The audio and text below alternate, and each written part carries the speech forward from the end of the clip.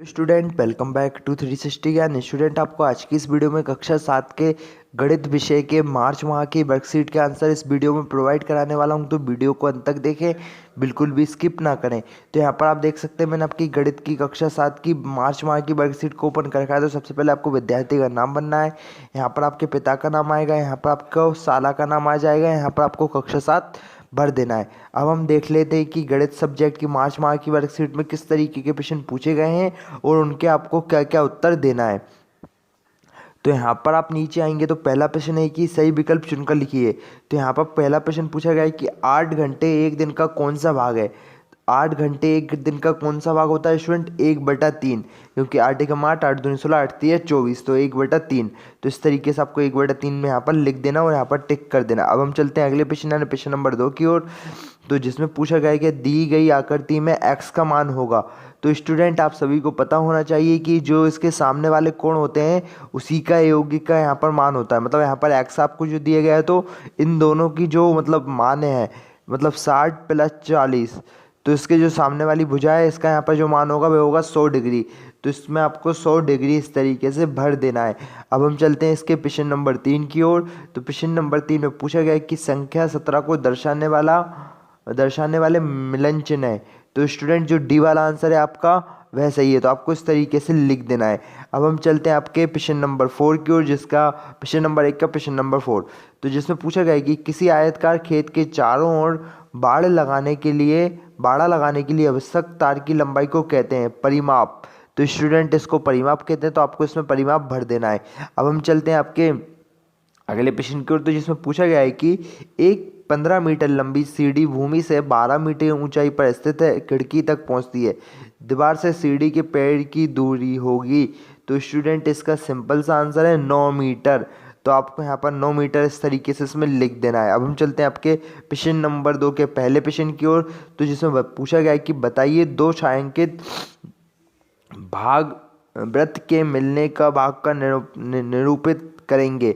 तो दो छायांकित मतलब भाग इस तरीके से हैं, तो आपको कितना, आधे भाग को। तो स्टूडेंट आपको इसमें लिख देना आधे भाग को।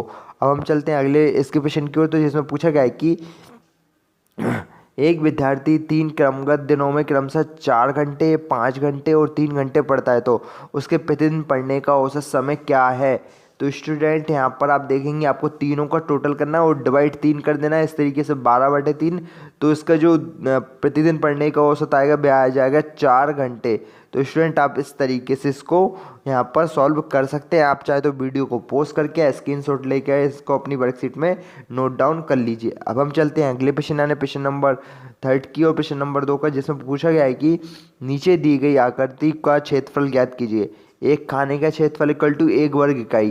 तो यहाँ पर देखिए स्टूडेंट किस तरीके से 16 खाने हैं। यहाँ पर आप देखेंगे एक लाइन में 4 हैं, मतलब 16 हैं। तो यहाँ पर आ जाएगा इसका आंसर 16 वर्ग इकाई। इस तरीके से आपको इसको सॉल्व कर लेना है। अब हम चलते हैं इसके प्रश्न नंबर 4 की ओर। तो जिसमें पूछा गया है कि वर्ष 1998 से 2002 के बीच एक फैक्ट्री द्वारा निर्मित साइकिलों की संख्या निम्नलिखित सारणी द्वारा दर्शाई गई। इस सारणी के आधार पर निम्नलिखित प्रश्नों के उत्तर दीजिए।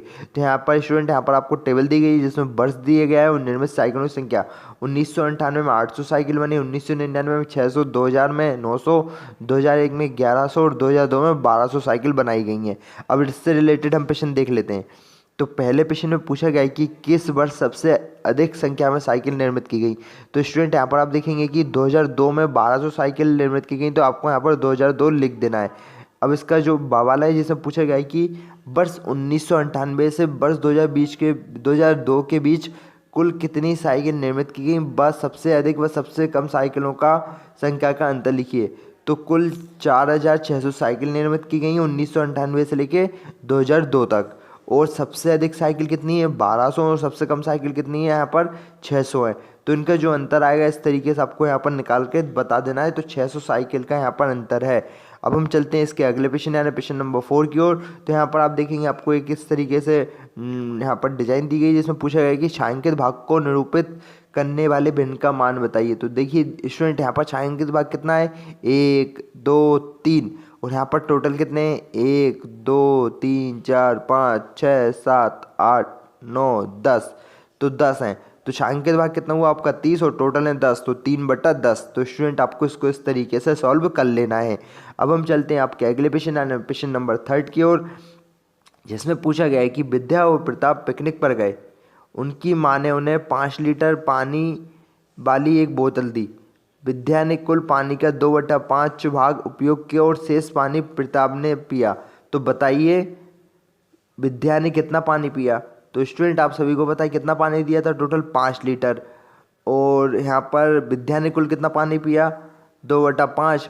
तो इसको आप इस तरीके से यहाँ पर कैलकुलेट कर लेंगे। तो यहाँ पर पहला वाला उत्तर हो जाएगा 2 लीटर।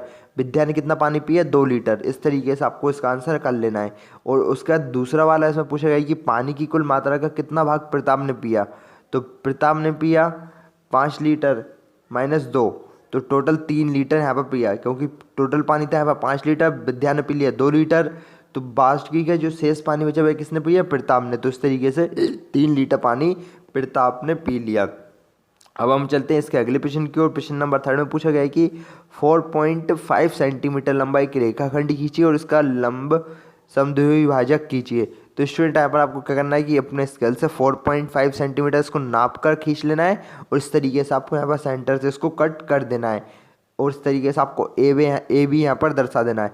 तो बहुत सिंपल सा आपको इस तरीके से अपनी वर्कशीट में इसको कर लेना है। अब हम चलते हैं आपके अगले प्रश्न यानी प्रश्न नंबर 4 की ओर। तो प्रश्न नंबर 4 में पूछा गया है कि किसी स्कूल की एक विषय कक्षा के लिए दिए गए दंड आलेख को देखकर निम्न प्रश्नों के उत्तर दीजिए। पैमाना दिया है यहाँ पर 1 इकाई लंबाई = 10 विद्यार्थी। तो अब हम इससे रिलेटेड प्रश्न पूछ लेते हैं। यहाँ पर आपको ऊपर से नीचे विद्यार्थी की संख्या दी गई है और यहाँ पर आपको वर्ष दिए गए 2000, 2001, 2002, 2003। अब हम देखते हैं इससे रिलेटेड प्रश्न किस तरीके से है।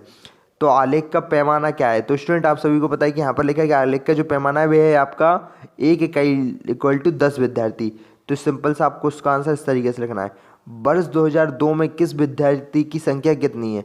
वर्ष 2002 में हम देखेंगे कितने विद्यार्थियों की संख्या है। वर्ष 2002 में यहाँ पर इसकी जो है यहाँ पर 50, तो 50 विद्यार्थी है। 50 विद्यार्थी आपको लिख देना है। वर्ष 2003 में विद्यार्थियों की संख्या 2000 के विद्यार्थियों की संख्या से कितनी अधिक है। 2003 में कितने विद्यार्थी थे स्टूडेंट, टोटल यहाँ पर 60 थे और 2000 में कितने विद्यार्थी थे, यहाँ पर 30 थे। तो हम इसको माइनस कर देंगे, 60 - 30, तो यहाँ पर आपका आंसर मैंने लिख दिया है 30। तो स्टूडेंट आपको यहाँ पर 30 अधिक है, इस तरीके से लिख देना है। अब हम चलते हैं इसके अगले प्रश्न की ओर। एक सेब को 4 बराबर भागों में बांटा, मुझे 2 भाग और मेरे भाई को 1 भाग मिला। हम दोनों को सेब का कुल कितना भाग मिला। 4 भाग में बांटने पर प्रत्येक भाग 1/4 होता है स्टूडेंट, सभी को पता है, क्योंकि 4 भाग होंगे तो 1/4। और मुझे मिला 1 + 4 + 1/4 = 2/4। तो इसको काट दिया 1/2 भाग, 1/2 भाग। और भाई को मैं कितना मिला, 1 भाग, तो 1/4। तो स्टूडेंट आपको इस तरीके से इसका आंसर लिख देना है। अब हम चलते हैं आपके अगले प्रश्न यानी प्रश्न नंबर 5 की ओर। प्रश्न नंबर 5 में पूछा गया है कि एक मेज के ऊपर पृष्ठ की माप 2 मीटर × 150 सेंटीमीटर है। मेज के पृष्ठीय भाग का क्षेत्रफल वर्ग सेंटीमीटर में ज्ञात कीजिए। मेज के पृष्ठ की लंबाई कितनी है, 2 मीटर, चौड़ाई कितनी है, 150 सेंटीमीटर। तो स्टूडेंट आप इस तरीके से निकाल लेंगे तो यहाँ पर 1.5 मीटर आ जाएगा। अतः क्षेत्रफल कितना आएगा, लंबाई × चौड़ाई। तो आपकी लंबाई कितनी दी गई, 2 मीटर। अब चौड़ाई कितनी आ गई स्टूडेंट आपकी, 1.5 मीटर। तो टोटल 3 वर्ग मीटर आपको इस तरीके से इसको सॉल्व करके लिख देना है। अब हम चलते हैं आपके प्रश्न नंबर 6 की ओर। तो प्रश्न नंबर 6 में आपको यहाँ पर एक आकृति देखकर लिखिए। अब इससे रिलेटेड आपको प्रश्न बता देता हूँ तो आप समझ जाएंगे कि आपको क्या करना है। केंद्र पूछा गया है यहाँ पर। केंद्र क्या है आप देखेंगे, सर्कल का जो केंद्र वह है O। तो इस तरीके से आपको इसमें O लिख देना है। व्यास क्या है यहाँ पर, व्यास पूछा गया है, तो व्यास है इसका टोटल, यहाँ पर व्यास होता है आपका पूरा J, तो BC। इस तरीके से आपको BC व्यास लिख देना है। उसके बाद पूछी गई जीवा। जीवा क्या है यहाँ पर, जीवा यहाँ पर देख सकते हैं स्टूडेंट, यहाँ पर साइड से जो कटा है वह DE जीवा हो गई। अब आपकी यहाँ पर पूछा गया कि एक त्रिज्याखंड, एक त्रिज्याखंड यहाँ पर पूछा गया है, तो त्रिज्याखंड के लिए भी यहाँ पर DE यहाँ पर आपको इस तरीके से लिख देना है। यहाँ पर पूछ गई त्रिज्या, त्रिज्या हो गई आपकी, देखिए OA हो गई, OC हो गई और OB हो गई। तो स्टूडेंट आपको इस तरीके से इसका आंसर लिख देना है। अब हम चलते हैं आपके प्रश्न नंबर 7 की ओर, यानी प्रोजेक्ट वर्क आ गया स्टूडेंट। तो स्टूडेंट आप प्रोजेक्ट वर्क को थोड़ा ध्यान से देखिए, क्योंकि यहाँ पर आपको मैंने सारा कुछ आंसर इसका प्रोजेक्ट वर्क का आपको सभी हिंदी माध्यम छात्रों के लिए खुशखबरी। डाउटनट पर चल रहा है बवाल ऑफर, जहां 9वीं 10वीं का पूरा कोर्स सभी सब्जेक्ट के साथ 30,000 नहीं बल्कि सिर्फ 3,000 रुपये में, और 11वीं 12वीं का 50,000 वाला कोर्स दिया जा रहा है सिर्फ 5,000 रुपये में। इस कोर्स में आपको डेली वीडियो क्लासेस मिलेंगी, रोजाना होमवर्क, डाउट के समाधान, टीचर नोट्स, पिछले सालों के पेपर, क्विज, पूरे कोर्स का रिवीजन भी। इस कोर्स का लिंक डिस्क्रिप्शन में दे दिया गया है। एक और मज़े की बात, अगर आप लिंक पर जाकर आप ज्ञान 500 कोड लगाएंगे तो आपको 500 रुपये का डिस्काउंट और मिलेगा। तो जल्दी जाओ बच्चों, देरी किस बात की, अभी जाओ और यह कोर्स खरीदो और बवाल ऑफर का फ़ायदा उठाओ। प्रोवाइड करा दिया है। तो 20 नंबर का है, जिसमें पूछा गया कि आपके घर में समतल पृष्ठ वाली बहुत सी वस्तुएं उपलब्ध हैं, उनके नाम लिखकर उनकी लंबाई चौड़ाई मापकर पृष्ठीय क्षेत्रफल ज्ञात कीजिए और सारणी में लिखिए कम से कम 5 वस्तुओं के। तो यहाँ पर आपको 5 वस्तु दी गई हैं जो आपके समतल यहाँ पर जिनके पृष्ठ होते हैं, जैसे मेज हो गया, पुस्तक हो गई, मोबाइल, माचिस की डिब्बी और दरवाज़ा। तो यहाँ पर पूछा गया लंबाई, यहाँ पर मैंने आपको लंबाई लिख दी है 150 सेंटीमीटर मेज की लंबाई है, पुस्तक की 30 सेंटीमीटर है, मोबाइल की 15 सेंटीमीटर है, माचिस की डिब्बी की 4 सेंटीमीटर और दरवाजे की 167 सेंटीमीटर है।